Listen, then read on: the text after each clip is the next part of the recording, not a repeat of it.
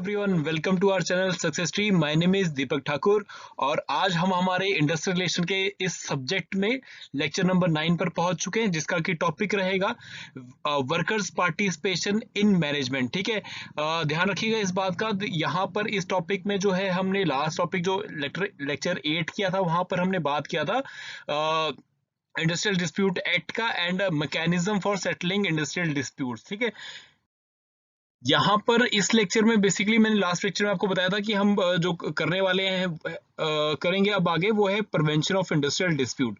कि हम ऐसा क्या करें कि जो है इंडस्ट्रियल डिस्प्यूट को सेटल करने की सिचुएशन ही ना आए। मतलब हमें वहां उस स्टेज पर, उस लेवल तक हम पहुंचे ही नहीं कि हम जो वर्कर्स को सेटिस्फाई करके रखें, उनको इन्वॉल्व करके रखें, उनकी पार्टिसिपेशन करवा के रखें इंडस्ट्रियल डिसीजन में। बिकॉज अल्टीमेटली जो मैनेजमेंट का डिसीजन है या फिर जो इंडस्ट्री में फंक्शनिंग हो रही है, जो भी आपके इश्यूज होंगे, जो भी आपका डिस्प्यूट होगा, वो उसी डिसीजन को लेकर होगा या फिर उसी प्रोसेस को लेकर होगा या मैनेजमेंट को लेकर होगा।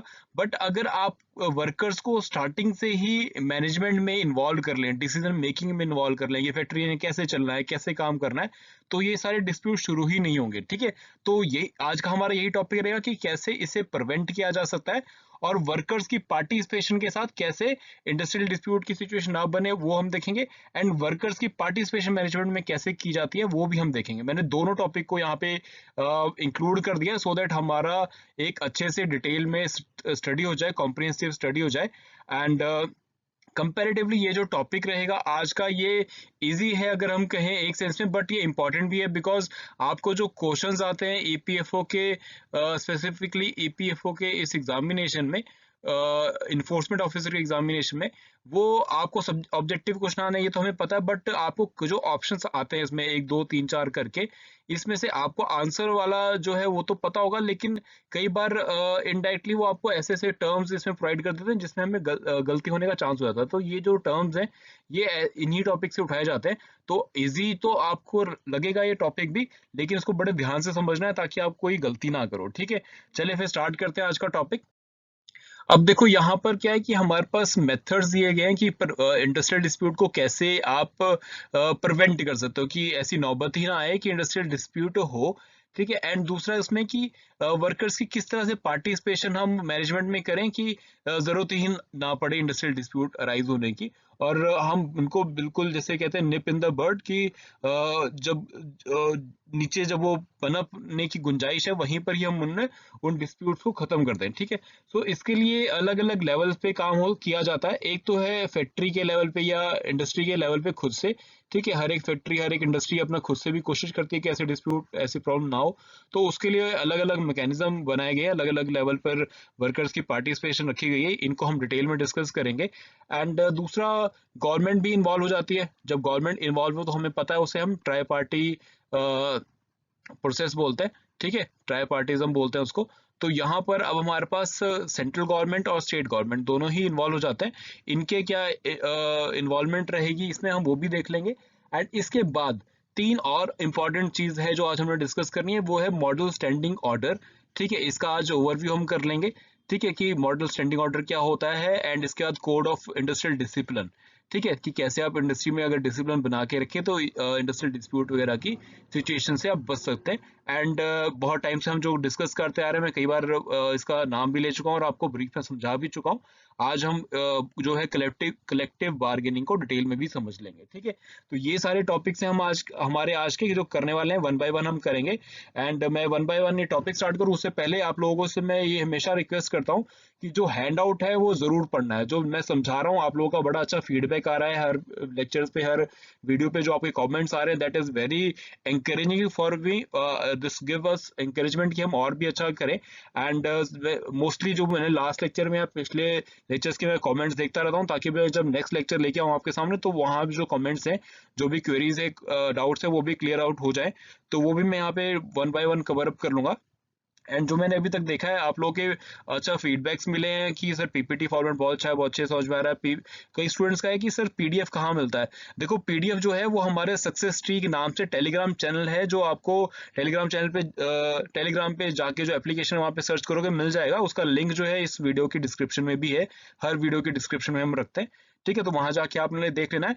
एंड जैसा कि हम करते आ रहे हैं, आपको ये लेक्चर समझना है, इसके बाद जाके हैंड आउट पढ़ना है, और ये बहुत डेडली कॉम्बिनेशन बन जाएगा। इसी को और लिथल और सक्सेसफुल बनाने के लिए, अपनी तैयारी को एक नेक्स्ट लेवल पे लेके जाने के लिए आपको साथ में टेस्ट सीरीज भी करना होता है। ठीक है, तो होप आप सब भी अभी तक टेस्ट सीरीज इनरोल कर लिया होगा और आप टेस्ट दे भी रहे होंगे। ठीक है, चलिए फिर वन बाय वन हम टॉपिक अब शुरू कर लेते हैं। पहला है हमारा इसमें जो हम वर्कर्स पार्टिसिपेशन इन मैनेजमेंट जो हम टॉपिक कर रहे हैं आज। ठीक है, कि हमारा इंडस्ट्रियल डिस्प्यूट ना हो। ठीक है, WPM बोलेंगे हम शॉर्ट में, वर्कर्स पार्टिसिपेशन इन मैनेजमेंट। तो सबसे पहले इसमें जो हमारे पास टूल आता है, या जो इन्वॉल्वमेंट हम जहाँ पे वर्कर की करवा सकते हैं, वो है वर्क्स कमेटी। ये वर्क्स कमेटी जो है हम ऑलरेडी डिस्कस कर चुके हैं। अगर आप याद करें लास्ट लेक्चर में हमने इसकी बात ऑलरेडी कर ली थी, जब हम डिस्कस कर रहे थे कि क्या सेटलमेंट या क्या कॉन्सिलेशन के प्रोसेस हो सकते हैं। तो वर्कर्स कमेटी भी हमने उसमें डिस्कस किया था, जहां पर इंडस्ट्रियल डिस्प्यूट एक्ट ने बाय लॉ ये चीज बोली हुई है, बाय दिस एक्ट ये चीज बोली हुई है कि अगर आपके पास 100 से ज्यादा एम्प्लॉइज हैं, मतलब अगर आपके पास पिछले 12 महीनों में किसी भी एक दिन जो है 100 से ज्यादा एम्प्लॉयज रहे आपकी फैक्ट्री में काम करने वाले, तो आपके ऊपर ये चीज अप्लाई हो जाएगी। इंडस्ट्रियल डिस्प्यूट एक्ट अप्लाई होता है। एंड उसके अलावा इसमें आपके पास अगर 100 से ज्यादा एम्प्लॉय आ जाते हैं, तो आपको वर्कर्स कमेटी एक बनानी है, वर्क्स कमेटी बनानी है। ठीक है, ताकि जो छोटी मोटे इश्यूज है इंडस्ट्री के, वो आपके इंडस्ट्री के लेवल पे ही हो जाए। इसको मैं बहुत डिटेल में डिस्कस कर चुका हूँ पिछले लेक्चर में, तो मुझे लगता नहीं है यहाँ पर मुझे इतना डिटेल में डिस्कस करने की जरूरत है, बिकॉज ये इजी टॉपिक्स हैं सारे, आप इसे समझते चलिए। बाकी हैंडआउट से पढ़ लीजिएगा अगर आपको और डिटेल में चाहिए। यहाँ मैं इतना बता देता हूँ कि इन ये जो चीजें करते हैं, जो इनके हाथ में होती हैं, वो बेसिकली यहाँ पे होगा क्या कि equal number of representation of workers हो जाएगा, और ऐसे ही एम्प्लॉयर हो जाएगा। तो एम्प्लॉयर और वर्कर दोनों का पार्टिसिपेशन इसमें रहता है, इक्वल पार्टिसिपेशन रहेगा। एंड दोनों एक टेबल पे आके बैठते हैं, एंड वर्कर अपना प्रॉब्लम बताता है कि सर हमारे जो फैक्ट्री है वहाँ पे वेंटिलेशन की कमी है, लाइटिंग कमी है, थोड़ी सेफ्टी के इश्यूज है। एंड मैनेजमेंट भी अपने इश्यूज बताते हैं कि हमारी प्रोडक्शन और बढ़ानी चाहिए, हमें ऐसे ऐसे करना चाहिए।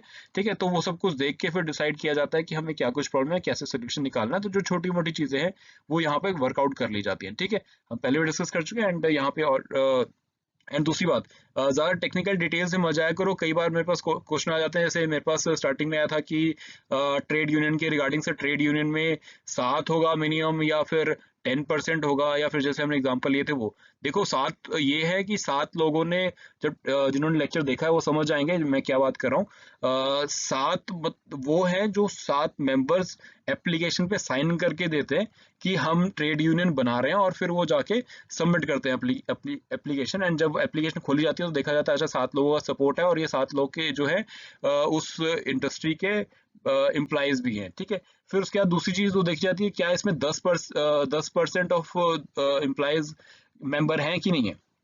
ठीक है, तो वो देखा जाता है कि 10% ऑफ मेंबर्स एम्प्लॉय हैं कि नहीं है। तो इस तरह से 10%, या फिर हमने 100 हमने डिस्कस किया था, या तो 10% होना चाहिए या फिर 100 होना चाहिए, दोनों में से जो कम होगा वो चीज़ अप्लाई होगी। तो मैं इसको ऑलरेडी डिस्कस कर चुका हूँ, यहाँ पे और डिस्कस करने का जरूरत नहीं है। बेसिकली अगर हमें क्वेश्चन आता है तो हमें वहाँ पे ये चीज़ जरूर लिखी होगी, 7 एम्प्लॉयज लिखा होगा और 10% लिखा होगा, तो हमारा आंसर ही आ जाएगा। अगर कुछ नहीं लिखा है, 7 एम्प्लॉयज लिखा है, तो 7 एम्प्लॉयज हमारा आंसर आएगा। अगर 10% लिखा है तो 10%, या 100 लिखा है तो वो हमारा आंसर हो जाएगा। ठीक है, तो ज्यादा इसमें कंफ्यूज होने की जरूरत नहीं है। अगर मिनिमम पूछा है और 7 आंसर दिया है तो 7 हमारा ऑप्शन हमारा करेक्ट होगा।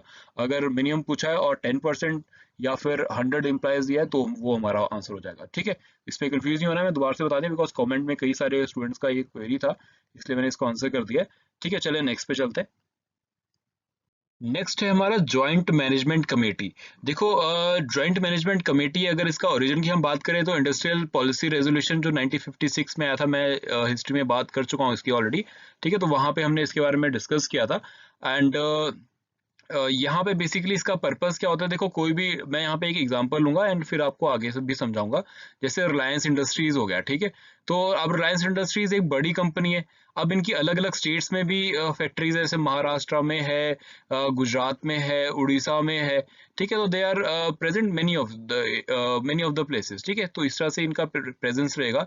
अब इस फैक्ट्री में भी जाके, जैसे उड़ीसा में है तो यहाँ पे इनकी फैक्ट्री 1 हो सकती है, फैक्ट्री 2 हो सकती है, अलग अलग यहाँ पे रहेगी। तो यहाँ पे क्या होता है, सबसे पहले जो जॉइंट मैनेजमेंट कमेटी है वो काम करते हैं इस लेवल पर। ठीक है। यहाँ पर जॉइंट मैनेजमेंट कमेटी में वर्कर्स का पार्टिसिपेशन हम रखते हैं, एंड वहाँ उस कमेटी को जो हम बोलते हैं वो बोलते हैं जॉइंट मैनेजमेंट कमेटी। ठीक है, तो ये है सबसे ऊपर के लेवल पर। ठीक है, ये आपको कहीं हैंडआउट में या कहीं और नहीं मिलेगा जो मैं बताने लगा हूँ, इजी अंडरस्टैंडिंग के लिए। बस आपने इसमें में समझना और ज़्यादा इसमें कंफ्यूज नहीं होना इधर उधर से पढ़ के। जो हैंडआउट मैं दे रहा हूँ इस वीडियो के साथ, इस लेक्चर के साथ, और जो लेक्चर आप सुन रहे हैं, इसके अलावा इधर उधर ज़्यादा जाओगे तो कंफ्यूज हो जाओगे। जो समझा रहा हूँ बड़े ईजी तरीके से समझो। जब हमने सबसे ऊपर के लेवल पे हमने कमेटी बनाया तो उसको हम बोलते हैं जॉइंट मैनेजमेंट कमेटी। ठीक है, कोई कंफ्यूजन नहीं है। एंड इसके बाद हमारे पास आ जाता है नेक्स्ट लेवल, जो स्टेट वाइज अलग अलग लेवल पे जो फैक्ट्रीज होंगे। ठीक है, किसी जैसे जमशेद नगर में हो गया। ठीक है, जमशेद नगर में आपकी रिलायंस की फैक्ट्री अगर वहां पर होगी या टाटा की फैक्ट्री वहां पर होगी, तो वहां पर वो कमेटी बनाएंगे, उसे वो बोलेंगे जॉइंट कमेटी। ठीक है, तो वो वहां पे जॉइंट कमेटी हो जाएगी।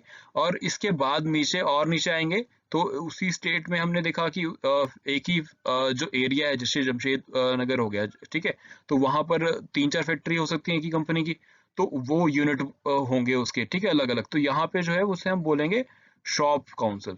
ठीक है, तो ये हो जाएगी शॉप काउंसिल। ये हैंडआउट में मैंने आपको दिया हुआ है, तो आप वहाँ पे देख लीजिएगा।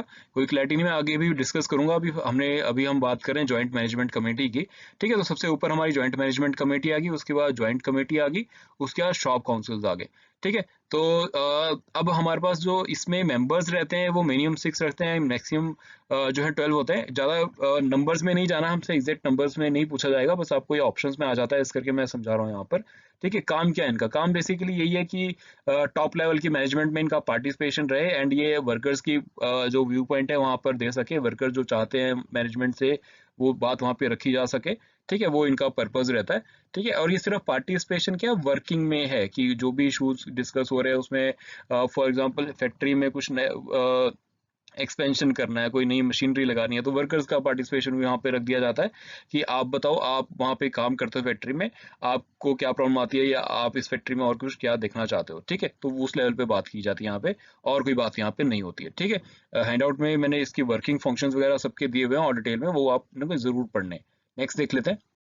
नेक्स्ट हमारा जॉइंट काउंसिल, मैंने आपको ऑलरेडी समझा दिया, ये हमारे नेक्स्ट लेवल पर आ जाता है। अब जिस भी फैक्ट्री में 500 से ज्यादा एम्प्लॉयज काम करते हैं, जिस भी इंडस्ट्री में, वहां पर आपको ये जॉइंट काउंसिल बनाना जरूरी है। ठीक है, होल यूनिट लिखा है तो समझ जाइएगा। जैसे मैंने स्टेट वाइज बताया था, तो एक एरिया में आपके 2-3 फैक्ट्रीज हो सकते हैं, उसको कंप्लीट को हम 1 यूनिट लेके चलते हैं। ठीक है, तो जॉइंट काउंसिल आ गया हमारे यहाँ पे। एंड यहाँ पर दूसरा, जो मेंबर्स होंगे, only such members who are engaged. ठीक है, इसमें मेंबर्स वही होंगे जो वहां पे काम करते हो। ठीक है, एंड सेकंड जो है, इनकी मीटिंग होती रहेगी 3 महीने में, 4 महीने में, इस तरह से ये चलेंगे। ठीक है, एंड इसमें जो हेड करेगा, जो चेयरमैन होगा इस कमेटी का, वो होगा चीफ एग्जीक्यूटिव। ठीक है, ये है मैनेजमेंट का बंदा। ठीक है, ये मैनेजमेंट का चेयरमैन भी ये रहेगा इस कमेटी का, और मैनेजमेंट को रिप्रेजेंट करता है। तो यहाँ पर चेयरमैन जो है वो जो है मैनेजमेंट को रिप्रेजेंट कर रहा है, एंड वाइस चेयरमैन जो है वो नॉमिनेट किया जाएगा वर्कर्स के थ्रू, तो जो वर्कर्स को रिप्रेजेंट करेगा। ठीक है, क्लियर है? यहाँ पे कोई डाउट नहीं होना चाहिए, बड़ी इजी चीजें हैं ये सारी जो आपको समझा रहा हूँ। The decision of the council shall be based on consensus. ठीक है, तो वही वोटिंग वगैरह यहाँ पे नहीं कराते, कॉन्सेंसस से डिसीजन ले लेते हैं, बिकॉज यहाँ पे मैनेजमेंट का भी रिप्रेजेंटेशन है और वर्कर्स का भी रिप्रेजेंटेशन है, तो इसमें डिसाइड कर लिया जाता है जो भी इश्यूज इनके सामने आते हैं। ठीक है, तो हमारा पहले लेवल हो गया जॉइंट मैनेजमेंट काउंसिल, एंड उसके बाद जॉइंट काउंसिल, एंड तीसरा लेवल है हमारा शॉप काउंसिल्स। ठीक है, अब शॉप काउंसिल्स में क्या होगा, सेम चीज है यहाँ पर भी। 500 से ज्यादा अगर एम्प्लॉयज हैं तो वहां पे एप्लीकेबल होगा और बनाना है आपको। और ईच डिपार्टमेंट, फिर हम और भी नीचे आ गए, हमने 1, 2, 3 लेवल पर देख लिया था, तो अब कई सारी जो आपकी अलग अलग एक ही एरिया में फैक्ट्रीज हैं, फैक्ट्री 1, फैक्ट्री 2, तो अब इस फैक्ट्री 1 में अलग होगा, फैक्ट्री 2 में अलग जो है शॉप काउंसिल बनेगी। ठीक है, फैक्ट्री 1 की जॉब काउंसिल, फैक्ट्री 2 की जॉब काउंसिल, इस तरह से चलेगा। ठीक है, तो यहाँ पर भी आपके इक्वल रिप्रेजेंटेशन रहेगा एम्प्लॉयर और एम्प्लॉय का। एंड नॉमिनेशन से करा लें या फिर वोटिंग से करा लें, अलग है। The employers representation will be nominated by the management and must be person with in the establishment. ठीक है, तो जो भी यहाँ पे रिप्रेजेंटेशन किया जा रहा है आप देख रहे हैं, वो या तो वर्कर है वहीं पे काम करने वाला है, या फिर वहीं का मैनेजमेंट का जो है पर्सन है। ठीक है, तो अलग से कोई बाहर से नहीं आ रहा। हमने जब ट्रेड यूनियन एक्ट किया था तो हमने देखा था 50% जो है मेंबर्स वो बाहर से भी हो सकते हैं, चाहे वो उस फैक्ट्री में काम करते हो, उस इंडस्ट्री में काम करते हो या ना हो। यही रीजन है कि जिसकी वजह से हम देखते हैं पॉलिटिकल पार्टीज की रिप्रेजेंटेशन काफी ज्यादा रहती है। ठीक है, इन ट्रेड यूनियंस में। ठीक है, नेक्स्ट हम चलते हैं फिर इसके बाद। अब इसके बाद ये है नेक्स्ट हमारे पास लेबर वेलफेयर ऑफिसर।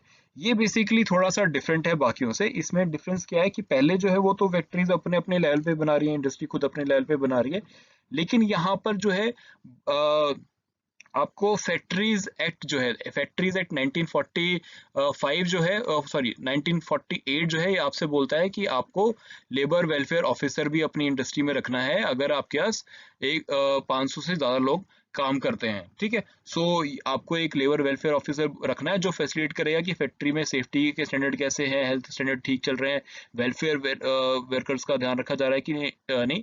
और ये गवर्नमेंट एम्प्लॉय नहीं है, ये बेसिकली फैक्ट्री का खुद का मैनेजमेंट ने ही अपॉइंट किया हुआ एक ऑफिसर है जो इन चीजों के लिए रिस्पॉन्सिबिलिटी लेता है। मोस्टली ये होते वो ऑफिसर है जैसे किसी को कोई मैनेजर है किसी और काम के लिए ऑपरेशंस देख रहा है या कुछ और देख रहा है, या फिर हो सकता है वो ह्यूमन रिसोर्स या एचआर डिपार्टमेंट से हो, तो उसी को एक एडिशनल रिस्पॉन्सिबिलिटी देते हैं, भाई आप जो है लेबर वेलफेयर ऑफिसर भी हो एंड आपने ये जो सारे फंक्शंस है लेबर वेलफेयर के लिए उन पे भी ध्यान रखना है। ठीक है, तो बेसिकली ये इसका काम क्या होता है कि दोनों से बना के रखनी है, लाइजनिंग रखनी है दोनों से, किससे, वर्कर से भी और एम्प्लॉयर से भी, ताकि दोनों के बीच में एक लाइजनिंग बनी रहे एंड दोनों एक दूसरे से बात करते रहे। एंड जो भी कम्युनिकेशन अगर एक दूसरे से बात नहीं कर रहे तो एटलीस्ट ये जो लेबर वेलफेयर ऑफिसर है ये कम्युनिकेशन लिंक का काम करेगा, दोनों की बात एक दूसरे तक पहुंचाएगा। ठीक है, सो ये इसका पर्पज रहेगा एंड ये सारा काम बेसिकली हम कर रहे हैं ताकि इंडस्ट्री में हेल्दी रिलेशन बने रहे, एक पीसफुल रिलेशन बने रहे। ठीक है, ये हमारे 5 हो गए जो इंडस्ट्री के लेवल पे, जो फैक्ट्री के लेवल पे काउंसिल्स होती हैं या ऑफिसर्स जो अपॉइंट होता है। ठीक है, उसकी हमने बात कर ली। अब इसी तरह से आपको कई बार एग्जाम में और भी काउंसिल्स के या स्कीम्स के नाम आ जाते हैं, बट वो ज़्यादा कोई डिफरेंस नहीं, कंफ्यूज नहीं होना है। ये आपको मैंने यहाँ पे आपको सिर्फ जो है पॉइंट्स दे दिए, बाकी एक बार डिटेल में आप हैंडआउट में पढ़ लीजिएगा, ज़्यादा कोई कंफ्यूजिंग नहीं है। जैसे यूनिट काउंसिल हो गया या प्लांट काउंसिल हो गया, सिमिलर है, ज़्यादा कोई डिफरेंस नहीं है। इनका काम वही है कि फैक्ट्री की प्रोडक्शन जो है वो प्रॉपरली देखें कि हम कहाँ पे प्रोडक्शन बढ़ा सकते हैं, एफिशिएंसी बढ़ा सकते हैं, कि अच्छा काम हो और अच्छी प्रोडक्शन हो और वेलफेयर हो पाए वर्कर का भी और प्रॉफिट जनरेट हो पाए एम्प्लॉयर के लिए भी। ठीक है, तो इनका यही काम है। अब कैंटीन कमेटी कई बार क्वेश्चंस में आ जाता है ईपीएफओ के एग्जाम में। अब इसी से आप समझ जाओ कि कैंटीन का मतलब जो कैंटीन है वहाँ की फैक्ट्री में जो भी वर्कर्स के लिए कैंटीन बनी हुई है वहां उसकी मैनेजमेंट कैसे करनी है, मेन्यू क्या हो गया, क्या चीजें रखी जाएंगी, वाटर कूलर कहाँ पे होगा, पानी का क्या इंतजाम होगा। ठीक है, तो ऐसी छोटी मोटी चीजें जो कैंटीन में होती हैं उसका ध्यान रखा जाता है। अब जब इसमें इनकी पार्टिसिपेशन होगी तो ये वर्कर्स पार्टिसिपेशन कहलाएगा। ठीक है, तो जब आप वर्कर को इन चीजों में इन्वॉल्व कर लेते हो तो वो अपने आप ही वर्कर्स पार्टिसिपेशन इन मैनेजमेंट का एग्जाम्पल बन जाती है। तो इस तरह से क्वेश्चन पूछ लिए जाते हैं, तो कोई कंफ्यूजन नहीं है। एंड ऐसे ही अब थोड़ा एमएनसीज वगैरह जो है जैसे काफी ज्यादा वर्किंग हो गई है इंडिया में अब, तो ये एक दूसरा जो कॉन्सेप्ट है एमएनसीज यूज करते हैं इस कॉन्सेप्ट को। ये क्या है कि इसमें क्वालिटी सर्कल और टोटल क्वालिटी मैनेजमेंट, ये काम नेशनल मल्टीनेशनल कंपनीज का कॉन्सेप्ट है। ये यहाँ पर ये अलग से ग्रुप बनवाते हैं ताकि जो वर्कर से भी सजेशन ले सकें कि कैसे हम क्वालिटी इंप्रूव कर सकते हैं, कैसे हम प्रोडक्शन इंप्रूव कर सकते हैं, उस लिए ये काम करते हैं। ठीक है, तो कोई ज्यादा कंफ्यूजिंग नहीं है, सिमिलर से है, ये सिमिलर सा फंक्शन है इनका, इस करके मैं डिटेल में डिस्कस नहीं कर रहा हूँ। हैंड आउट में जाके एक बार जरूर आप इसे पढ़ लीजिएगा। ठीक है, चले नेक्स्ट चलते हैं फिर। नेक्स्ट हमारे पास आता है वर्कर्स डायरेक्टर। ठीक है, तो ये वर्क डायरेक्टर बेसिकली क्या है कि वर्कर्स की जो रिप्रेजेंटेशन है ये सबसे हाईएस्ट लेवल पे, सबसे हाईएस्ट लेवल पे मतलब डायरेक्टर के लेवल पे इनकी पार्टिसिपेशन, जहां पे एक्चुअल में डिसीजन लिए जा रहे हैं, जहां पे एक्चुअल में चीजें प्रोग्राम प्रोसेस जो है वो बनाया जा रहा है। ठीक है, तो ये डायरेक्टर्स का वहां पर जो बोर्ड ऑफ डायरेक्टर्स हैं उनके साथ ये डायरेक्टर बैठता है हमारा, जो वर्कर्स की रिप्रेजेंटेशन करता है। ठीक है, तो वर्कर्स को रिप्रेजेंट करने के लिए वहां पर बिठाया जाता है ऐसे, ताकि जब जिस टाइम बड़े डिसीजन लिए जा रहे हैं उस टाइम इनकी भी रिप्रेजेंटेशन रहे। तो ये एक या दो रिप्रेजेंटेटिव हो सकते हैं जो बोर्ड ऑफ डायरेक्टर्स के साथ बैठेंगे। एंड अब ये नॉमिनेट भी हो सकते हैं और इलेक्ट भी हो सकते हैं। ठीक है, डिपेंड करेगा factory to factory, industries to industry के कैसे उन्होंने सिस्टम रखा हुआ है कि वो नॉमिनेशन के थ्रू बुला रहे हैं या फिर इलेक्शन करवा रहे हैं वर्कर्स के बीच में, और जो उनमें जो लीडर सिलेक्ट होता है उसको फिर वो वर्कर्स डायरेक्टर बना लेते हैं। ठीक है, ये सबसे टॉप लेवल का पार्टिसिपेशन है, वर्कर्स पार्टिसिपेशन इन मैनेजमेंट जिसकी हम बात करें उसमें सबसे हाईएस्ट लेवल की पार्टिसिपेशन रहती है। ठीक है, बिकॉज आपने डायरेक्टर के लेवल पे डायरेक्टर के साथ उसको बिठाया है। ठीक है, जहाँ पे सबसे बड़े डिसीजन बनाए जा रहे हैं। ठीक है, तो इसको हम इंडस्ट्रियल डेमोक्रेसी का भी एग्जांपल बोलते हैं। क्यों बोलते हैं? क्योंकि जैसे डेमोक्रेसी में होता है कि आप किसी भी अब आपके जो पीएम है वो भी एमपी हैं किसी स्टेट किसी कॉन्स्टिट्यूएंसी के। ठीक है, तो आपने एक कॉन्स्टिट्यूएंसी के एमपी को उठा के वो आपने प्राइम मिनिस्टर बनाया है कंट्री का। ठीक है, तो टॉप लेवल की रिप्रेजेंटेशन दी है उसको। तो उसी की तरह उसे हम इंडियन डेमोक्रेसी का एग्जांपल देते हैं। तो ऐसी इंडस्ट्रियल डेमोक्रेसी का एग्जांपल ये है कि यहाँ पे आपने टॉप लेवल पर जो है वर्कर्स को रिप्रेजेंटेशन दिया है, ताकि जिस टाइम पे जो हाईएस्ट बॉडी है आपकी डिसीजन मेकिंग की, वहां पर भी वर्कर्स की बात रखी जा सके। ठीक है, तो ये इसका पर्पस रखता है। एंड गवर्नमेंट ने कोशिश किया था इस स्कीम को लगाने का पब्लिक सेक्टर अंडरटेकिंग में, बट ये कुछ खास पॉपुलर हो नहीं पाई, कुछ खास इसका आउटपुट आया नहीं। बिकॉज देखो जब जहाँ बोर्ड ऑफ डायरेक्टर की मीटिंग में वहां पर वो बड़े टेक्निकल या बड़े हाई स्किल्स इश्यूज डिस्कस करते हैं, तो वर्कर्स की जो रिप्रेजेंटेशन है वहां पे आप बिठा दोगे किसी पर्सन को, लेकिन वो उतने इफेक्टिवली बात नहीं कर पाएगा, उतने इफेक्टिवली सजेशंस नहीं दे पाएगा, तो ये ज्यादा सक्सेसफुल हो नहीं पाया इंडिया में। ठीक है, पब्लिक सेक्टर अंडरटेकिंग में इसको आजमाया गया, लेकिन उतना सक्सेस इसमें नहीं मिला। चलिए नेक्स्ट देख लेते हैं। नेक्स्ट हमारा को पार्टनरशिप, ये बड़ा पॉपुलर है प्राइवेट सेक्टर में। यहाँ पे क्या होता है कि जो कंपनीज होती हैं वो कंपनी के शेयर्स जो हैं वो एम्प्लॉयर्स को भी बेचती हैं डिस्काउंटेड रेट्स पे। ठीक है, डिस्काउंटेड रेट्स पे एम्प्लॉयर्स को वो एम्प्लॉयर्स जो है कंपनी के शेयर्स जो है कैश पेमेंट पे या अदरवाइज सैलरी के बेसिस पे, या फिर जब उनसे एग्रीमेंट किया जाता है कि एम्प्लॉयर्स जब वो एम्प्लॉयमेंट ज्वाइन करते हैं तो उनसे एग्रीमेंट किया जाता है कि आपको हम जो है कंपनीज के शेयर भी प्रोवाइड करेंगे। ठीक है, that will be part of your remuneration, जो आपको हम ईयरली हम आपको जो सैलरी वो लें या फिर जो ईयरली हम कंपनसेशन आपको देने वाले हैं उसका एक पार्ट जो है शेयर्स भी रहेगा। तो वर्कर्स भी खुश हो जाते हैं, बिकॉज अब जो फॉर एग्जांपल अगर टाटा के शेयर हैं या किसी बड़े बैंक के शेयर्स हैं तो वो उसको एडिशनल इनकम भी वहां से मिल जाती है, जब डिविडेंड के फॉर्म में या अदरवाइज शेयर्स की वैल्यू के फॉर्म में। ठीक है, इसको हम बोलते क्या है? इसको हम बोलते हैं एम्प्लॉयर स्टॉक ऑप्शन प्लान। ठीक है, एम्प्लॉइज स्टॉक ऑप्शन प्लान, ध्यान में रखना है, कई बार ऑप्शंस में आ जाता है। एम्प्लॉय स्टॉक ऑप्शन प्लान क्या है? जहां पर एम्प्लॉयर जो है अपने वर्कर्स को अपनी कंपनी के शेयर्स दे रहा है, ताकि वर्कर को भी ये लगे कि मेरे पास इस कंपनी के प्रॉफिट में मेरा भी हिस्सा है, एंड हमें भी इस तरह से काम करना है कि कंपनी की आउटपुट प्रोडक्शन या फिर रेवेन्यू बढ़ सके, ताकि उसके बाद हमें भी फायदा मिलेगा। इस करके ये पार्टिसिपेशन रखा जाता है। ठीक है, क्लियर है? चलिए नेक्स्ट देखें। नेक्स्ट जो है, अभी तक हमने कर लिया बात इंडस्ट्री के लेवल पर। अब हम आ जाते हैं हमारा स्टेट लेवल पर। ठीक है, इंडस्ट्री के लेवल पे क्या क्या काम किए जा सकते हैं वर्कर की पार्टिसिपेशन के लिए, या क्या किए जाते हैं वो हमने देख लिया है। अब हम देख रहे हैं कि अब स्टेट के लेवल पे, जहाँ पे अब स्टेट गवर्नमेंट्स इन्वॉल्व हो जाती हैं, यहाँ पे क्या है कि state government labour advisory board बनाते हैं। ठीक है, ये इसलिए बनाए जाते हैं ताकि हम पूरी स्टेट के बारे में बात कर सकें, स्टेट के लेबर्स के बारे में बात कर सकें, और यहाँ पे वर्कर्स का रिप्रेजेंटेशन भी रहता है, एम्प्लॉयर्स का रिप्रेजेंटेशन भी रहता है। एंड कोशिश ये होती है कि जो इंडस्ट्रियल पीस एंड हार्मनी है वो बनी रहे, कोई भी प्रॉब्लम, बिकॉज जैसे मैंने मानेसर प्लांट का एक बार आपसे एग्जांपल ऑलरेडी डिस्कस किया हुआ है, तो हरियाणा गवर्नमेंट कोशिश करेगा कि ऐसे डिस्प्यूट बने उससे पहले ही हम अपने लेवल पे एक लेबर एडवाइजरी बोर्ड बना के, जहाँ पे वर्कर भी है, एम्प्लॉयर भी है, और गवर्नमेंट के रिप्रेजेंटेटिव भी बैठ रहे हैं, गवर्नमेंट के नुमाइंदे भी बैठ रहे हैं, वो आके आपस में बात कर लें, जो भी इशू है उसे पहले ही डिस्प्यूट को रिजॉल्व कर ले, ताकि ऐसी कोई प्रॉब्लम ना बने जो बाद में बड़ा एक इशू बन जाए पूरी इंडस्ट्री के लिए। ठीक है, तो इस तरह से स्टेट लेवल पे एडवाइजरी बोर्ड्स बनाए जाते हैं, स्टेट गवर्नमेंट भी इनकी बात सुनती है एंड उस पे अमल करते हुए कुछ पॉलिसी में चेंज करना हो तो वो भी करते हैं, कुछ नई चीज़ें इंट्रोड्यूस करनी हो या किसी इंडस्ट्री को कुछ पुश करना हो कि आप लोगों को ये चीज़ अपनी इंडस्ट्री में लेके आनी चाहिए ताकि पीसफुल रिलेशन बने रहे, तो वो काम भी वो करते हैं। ठीक है, तो ये हो गया स्टेट लेवल पे काम। अब हम देख लेते हैं, नेक्स्ट हम देख लेते हैं नेशनल लेवल पे काम। नेशनल लेवल पे क्या किया जाता है? नेशनल लेवल पे दो तरीके हैं, दो फोरम है, बेसिकली दो प्लेटफॉर्म या दो स्टेजेस दिए जाते हैं जहां पर वर्कर्स को, एम्प्लॉयर को और गवर्नमेंट को एक साथ बात करने का मौका मिलता है और एक दूसरे से बात करके डिस्कस करके वो कई सारे बड़े इंपॉर्टेंट डिसीजंस या बड़े सारे इंपॉर्टेंट आउटपुट लेके आते हैं। आपको वो डॉनलूप का मॉडल याद होगा, इनपुट आउटपुट और एनवायरनमेंट वाला, कि एक तरह से इनपुट लिया जाता है कि सोसाइटी में क्या रिक्वायरमेंट है, वर्कर क्या चाहते हैं, एम्प्लॉयर क्या चाहता है, फिर उसको एक प्रोसेस में हम डालते हैं एंड उससे आउटपुट निकलता है जो पॉलिसीज हो हैं, एक्ट है या लेजिस्लेशन हैं। ठीक है, तो वही काम यहाँ पर अभी हमारी ये जो दोनों बॉडीज हैं नेशनल लेवल पे, नेशनल लेबर कॉन्फ्रेंस और स्टैंडिंग लेबर कमेटीज, ये काम करती हैं कि यहाँ पर ट्राई पार्टी करेक्टर रहता है इसका कि यहाँ पे गवर्नमेंट, स्टेट गवर्नमेंट्स भी इसमें इन्वॉल्व रहती हैं, एम्प्लॉयर्स और वर्कर्स ये सभी साथ बैठते हैं एंड डिस्कस करते हैं एंड ये बड़ा इन्फ्लुएंस रहता है इनका, बिकॉज आप देखो इसमें गवर्नमेंट भी इन्वॉल्व है, वर्कर्स और एम्प्लॉयर भी इन्वॉल्व है।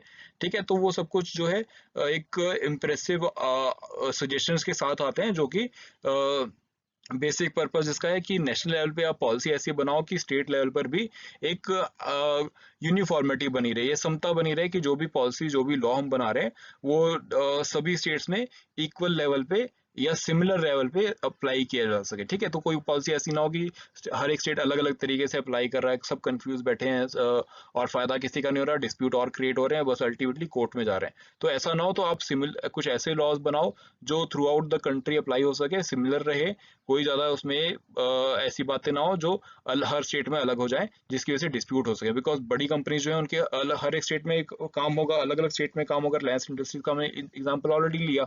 ठीक है, तो वो हर स्टेट के लिए अलग अलग रूल्स फॉलो करने के लिए प्रोसेस में ना पड़ के एक जो रूल नेशनल लेवल पे बना है उसे ही वो फॉलो करें एंड ताकि स्टेट में भी सभी सिमिलर तरीके से अप्लाई हो जाए बिना किसी कंफ्यूजन के, बिना किसी डिस्प्यूट के। ठीक है, तो वही पर्पस होता है इसका, इन दोनों बॉडीज का, यूनिफॉर्मिटी को प्रमोट करने के लिए, समता को प्रमोट करने। बहुत अच्छे अच्छे आउटपुट आए हैं इन कॉन्फ्रेंसेस से, इन कमिटीज से, जिसपे हमने मिनिमम वेजेस एक्ट भी बनाया था एंड इंश्योरेंस स्कीम्स वगैरह भी हमने बनाई है, प्रोविडेंट फंड स्कीम्स वगैरह बनाई है। ठीक है, वो इसी नेशनल लेवल पे स्टेज पे आके डिस्कस करके करते हैं। अब इसमें हम वन बाय वन देख लेते हैं। नेशनल लेबर कॉन्फ्रेंस की पहले हम बात करते हैं। नेशनल लेबर कॉन्फ्रेंस जो है ये basically ministry of labour and employment का एक इनिशिएटिव है जहां पर वो वर्कर्स को भी बुलाते हैं, ट्रेड यूनियंस को भी बुलाते हैं एंड एम्प्लॉयर्स को भी बुलाते हैं, सेंट्रल गवर्नमेंट, स्टेट गवर्नमेंट सब आती हैं एंड बड़े इंपॉर्टेंट डिसीजन ये लोग लेते हैं। फर्स्ट टाइम इनकी जो कॉन्फ्रेंस हुई थी, फर्स्ट कॉन्फ्रेंस जो है 1942 में हुई थी। ठीक है, एंड अभी जो है लेटेस्ट जो है 47 सेशन उनका हो चुका है 2018 में। ठीक है, सो यहाँ पे हमें डेट्स वगैरह इतना इंपॉर्टेंट नहीं है, आपको जो इम्पोर्टेंट है वो ये चीज़ कि जो है इंडियन लेबर कॉन्फ्रेंस जो है नेशनल लेवल पे काम करती है एंड यहाँ पे state government, central government, workers का, एम्प्लॉयर्स का, सबका पार्टिसिपेशन रहता है एंड जैसे मैंने आपको बताया कई सारे इंपॉर्टेंट जो लॉज बने हैं वो इन्हीं की रिकमेंडेशन पे फिर बने हैं। ठीक है, ये रिकमेंड करती है गवर्नमेंट को कि आपको ये सारे पॉलिसी में चेंजेस करने चाहिए, ये इस तरह के नए एक्ट्स आपको बनाने चाहिए। अब ये जो रिकमेंड कर रहे हैं, इससे पहले इनके पास जो रिकमेंडेशन लेके आए जाते हैं वो कौन लाता है?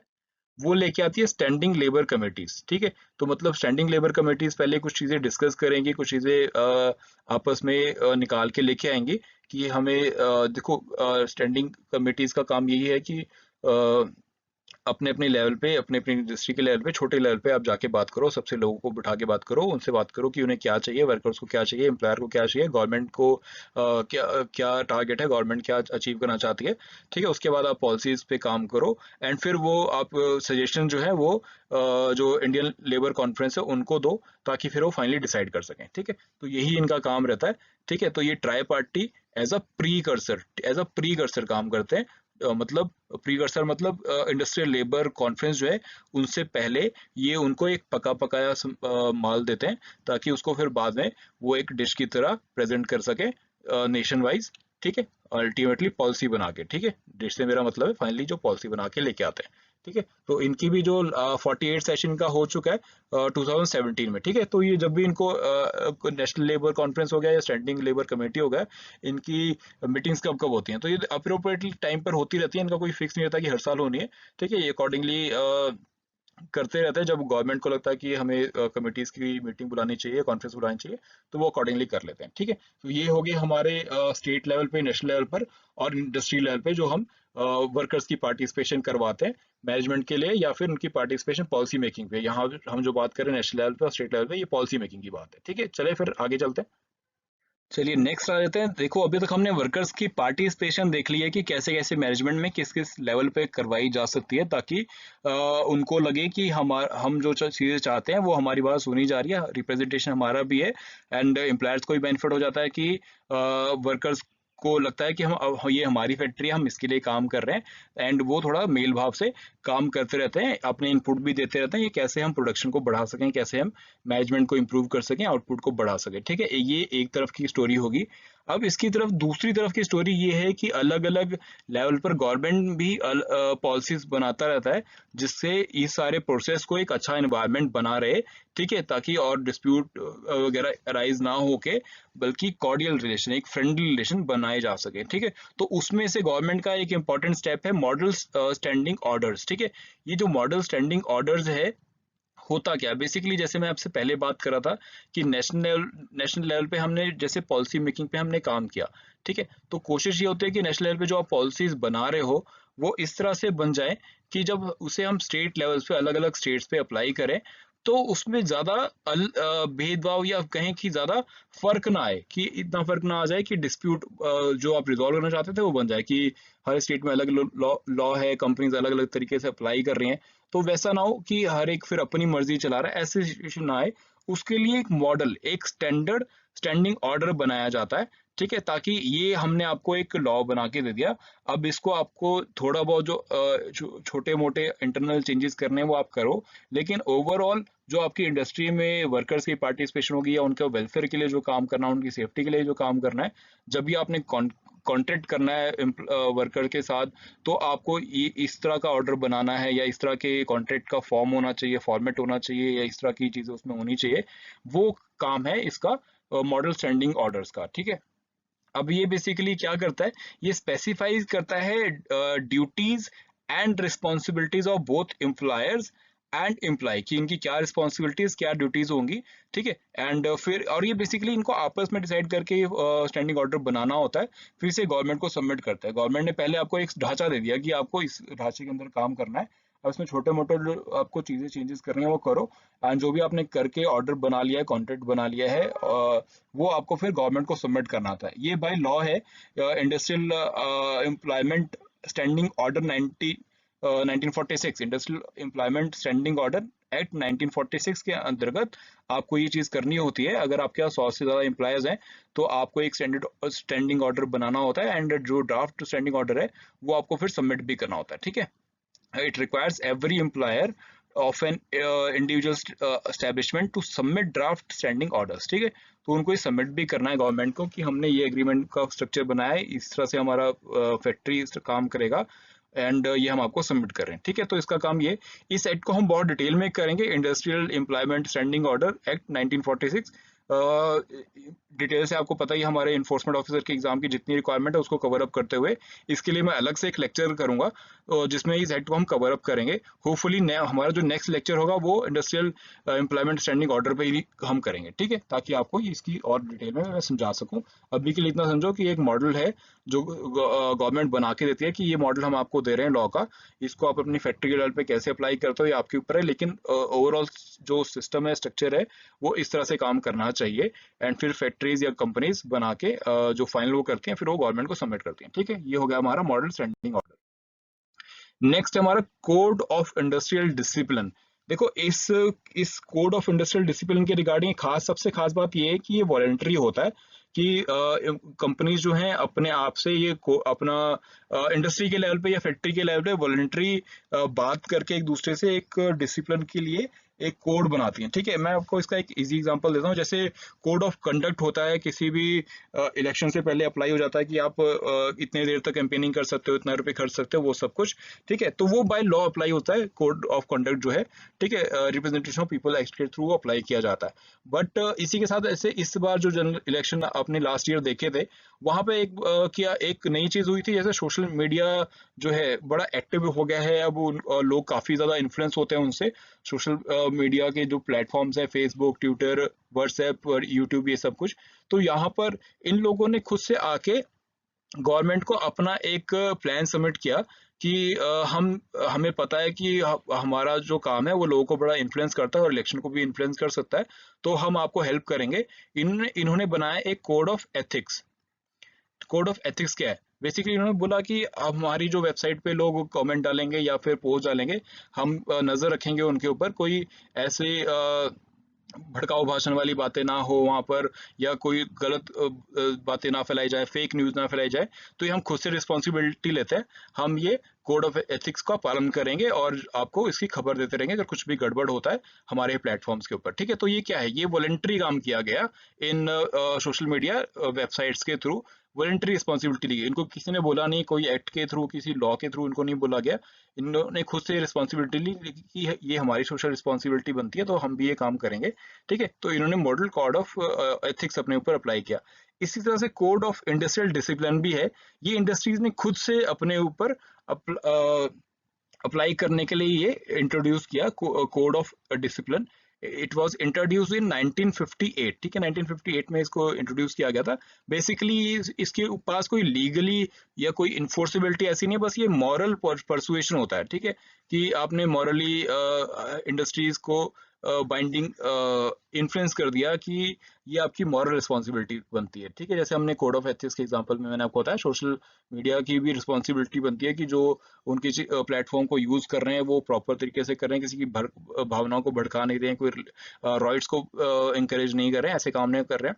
ठीक है, तो उसी तरह से इंडस्ट्रीज में भी एक डिसिप्लिन बना रहे, नाजायज स्ट्राइक्स ना हो, लॉकडाउन ना हो, लॉकआउट ना हो। सॉरी, मैं कई बार लॉकडाउन को लॉकआउट बोल जा रहा हूँ, आपको पता होगा कि क्यों बोल रहा हूँ मैं, आप लोग भी फेस कर रहे हो ये लॉकडाउन की सिचुएशंस। ठीक है, एंड होपफुली आप गवर्नमेंट को भी कॉपरेट कर रहे होंगे इसमें। ठीक है, एंड चलिए फिर आगे इसमें नेक्स्ट क्या है। अब ये it aimed at binding voluntary employers and employees. ठीक है, अब बाइंडिंग देखो क्या है, वॉलंटरी है। ठीक है, तो आपस में उनको बेसिकली वॉलंटरी खुद से ही एम्प्लॉयर और एम्प्लॉई आके अपना एक कोड ऑफ इंडस्ट्रियल डिसिप्लिन बनाते हैं कि हम स्ट्राइक नहीं करेंगे, इस टाइम पर आएंगे, अगर करते हैं तो हम आपको इतने टाइम में इन्फॉर्म करेंगे। वो सारी बातें इसमें रहती हैं। ठीक है, ताकि वो उस सारी सिचुएशन में पड़ना ही ना पड़े। ठीक है, अब इसमें जैसे इसमें बोला गया कि settle all dispute and grievances but mutual negotiation से। ठीक है, तो आप स्ट्राइक वगैरह में ना पड़ के आप नेगोशिएट करो और जो भी प्रॉब्लम, जो भी आपका इशू है उसको सॉल्व कर लो। ठीक है, सो ये इसका पर्पस रहता है। एंड अकॉर्डिंगली हम ठीक है, इसमें इतना सफिशिएंट है, इसमें फर्दर इतना डिटेल में कुछ समझाने वाला नहीं है। This is all about this. ठीक है, 1958 में बीबी गिरी जी ने भी प्रमोट किया था, एंड गुलजारी लाल नंदा जो है, गुलजारी लाल नंदा लेबर मिनिस्टर थे उस समय पे 1958 में, जिस टाइम पर ये इंट्रोड्यूस किया गया। ये भी जो है जो हम पीछे बात कर रहे थे कॉन्फ्रेंस की, इंडियन लेबर कॉन्फ्रेंस की, वहां पर ये बात निकल के आई थी कि ऐसा हमें एक कोड ऑफ इंडस्ट्रियल डिसिप्लिन बनाना चाहिए, ताकि वॉलंटरली खुद से ही आके एम्प्लॉयर और एम्प्लॉई अपने इश्यूज को जो है सामने रखें एंड अपना डिसिप्लिन मेंटेन करके रखें, ताकि इंडस्ट्री की प्रोग्रेस हो सके। ठीक है, नेशनल लेवल पर। चलिए, अब इसके साथ ही हम नेक्स्ट आ जाते हैं इसमें हमारा नेशनल लेवल पे हमने बात कर लिया, वर्कर्स की पार्टिसिपेशन बात कर ली हमने, model code of model standing order की हमने बात कर ली, उसके बाद हमने बात कर लिया कोड ऑफ इंडस्ट्रियल डिसिप्लिन का। अब हमारे पास जो आखिरी टॉपिक है आज का, वो है कलेक्टिव बार्गेनिंग। इसका आपको मैं कई बार बता चुका हूँ, ओवरव्यू दे चुका हूँ, कई बार हम इसकी बात कर चुके हैं। ठीक है, ये बहुत ही इंपॉर्टेंट टूल है किसी भी इंडस्ट्री के इंडस्ट्रियल डिस्प्यूट को ना बढ़े या ना अराइज हो, या उस लेवल तक ना जाए कि जिसे हम डिस्प्यूट बोले, वहां तक ना जाए, उससे पहले ही हम उसे रिजॉल्व कर लें। वो ये प्रोसेस है। होता क्या है, देखो, कलेक्टिव बार्गेनिंग, दो वर्ड है यहाँ पर। कलेक्टिव का मतलब है आपसी सहयोग से। ठीक है। तो चाहे वो वर्कर्स का आपसी सहयोग क्या है, वर्कर्स आपसी सहयोग में जब आते हैं तो वो यूनियन बना लेते हैं, ठीक है। ऐसी एम्प्लॉयर की भी यूनियन होती है, हम ये डिस्कस कर चुके हैं, ठीक है। तो और बार्गेनिंग क्या है, बार्गेनिंग क्या है कि दोनों एक दूसरे के सामने प्रपोजल रखते हैं, फिर उसका काउंटर प्रपोजल आता है। जैसे हम बार्गेनिंग नॉर्मली मार्केट में कोई सामान लेने से पहले करते हैं कि कोई रेट आप बताओगे, फिर सामने से बेचने वाला है सेलर, वो कुछ रेट बताएगा, ठीक है। तो वो बार्गेनिंग है। तो कलेक्टिव बार्गेनिंग मतलब आप इंडिविजुअली एक एक वर्कर अलग से जाके एक एक मैनेजमेंट के बंदे से बात नहीं कर रहा है, कलेक्टिवली सब काम कर रहे हैं, ठीक है। तो इसके फीचर हम देख लेते हैं क्या क्या होता है इसमें। जो सबसे पहला फीचर है, इसमें पहला फीचर जैसे मैं आपसे बात कर रहा था, कलेक्टिव प्रोसेस है, ठीक है। तो यहाँ पर जो है हमारे पास दोनों की पार्टिसिपेशन रहती है, मैनेजमेंट की भी और वर्कर्स की भी, ठीक है। कि दोनों दोनों ही चाहते हैं कि हम इस इशू को जो है वो रिजॉल्व कर लें आपस में बातचीत करके, ठीक है। तो कलेक्टिव बार्गेनिंग के बेसिस पे हम कर लें, चाहे वो सैलरी की बात हो, चाहे वो वर्कर्स की सेफ्टी की बात हो, या सैनिटेशन के इश्यूज की बात हो, या और इसी तरह का कोई और इशू हो, ठीक है। तो उसको आपस में भाईचारे से बैठ के रिजॉल्व किया जा सके। और ये कॉन्टिन्यूस प्रोसेस होता है, मतलब ऐसा नहीं है कि एक बार कोई इशू अराइज हुआ एंड उसके लेके आप सामने आते हैं। ये कॉन्टिन्यूस प्रोसेस होता है कि जो चलता रहता है, ठीक है। एंड इसका बेसिकली पर्पस ये है कि स्टेबल रिलेशन बना रहे, कि जो भी इश्यूज आते हैं वो आप मैनेजमेंट को बताओ, मैनेजमेंट को जो भी प्रॉब्लम है वो आपसे आके डिस्कस कर ले, ठीक है। एंड अभी सारी डिस्कशन के बाद, ठीक है, होता क्या है, अभी जब सब बार्गेनिंग आप कर लेते हो तो फाइनली आपके पास एक आप एग्रीमेंट लेके आते हो, जिसको हम कलेक्टिव एग्रीमेंट बोलते हैं। कई बार यूपीएससी के जो क्वेश्चंस उसमें आ जाता है कलेक्टिव एग्रीमेंट।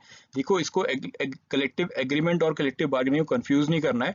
कलेक्टिव बार्गेनिंग एक प्रोसेस है, ठीक है, एक प्रोसेस है, कॉन्टिन्यूस प्रोसेस, जिसमें आप कॉन्स्टेंटली बात कर रहे हो अपनी मैनेजमेंट से, मैनेजमेंट आपसे बात कर रही है। और जब इस सारे प्रोसेस के बाद कोई एग्रीमेंट निकल के आता है, उसको हम कलेक्टिव एग्रीमेंट बोलते हैं, ठीक है। तो हो सकता है कई बार कलेक्टिव बार्गेनिंग में कोई एग्रीमेंट निकले ही ना, तो कई कलेक्टिव बार्गेनिंग चल रही है लेकिन कलेक्टिव एग्रीमेंट नहीं आया, ठीक है। तो इस बात को समझना है आपने, कोई कंफ्यूजन नहीं है। Collective bargaining is a process and collective agreement is a outcome, ठीक है।